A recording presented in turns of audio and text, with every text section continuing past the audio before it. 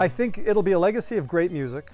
I know it'll be a legacy of great music, and I also think it'll be a legacy of varied music. And that's the thing about Grateful Dead, is that a lot of bands who played in 1965 and 66, and then through the 70s and the 80s and right up till 95, they sound the same. And you listen to a lot of these bands that, you know, and there's some bands that are different, but some bands, they have such a distinct sound that you wouldn't even know what year they're playing because they play the songs exactly the same way and they play the same songs.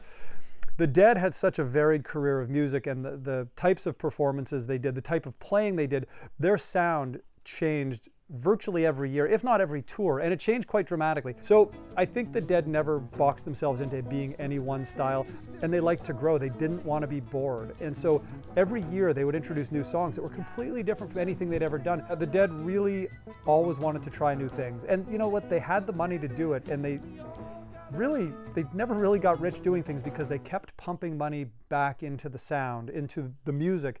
They had the thing in 1974 called the Wall of Sound. This is the Wall of Sound, which was the Dead's sound system in 1974, quite literally a wall of sound.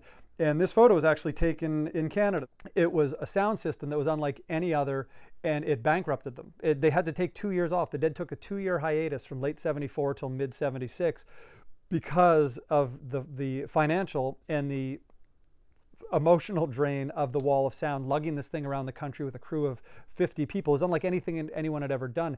And everybody who ever saw a show with the Wall of Sound thought it was the greatest sound in rock and roll history, but it was crazy.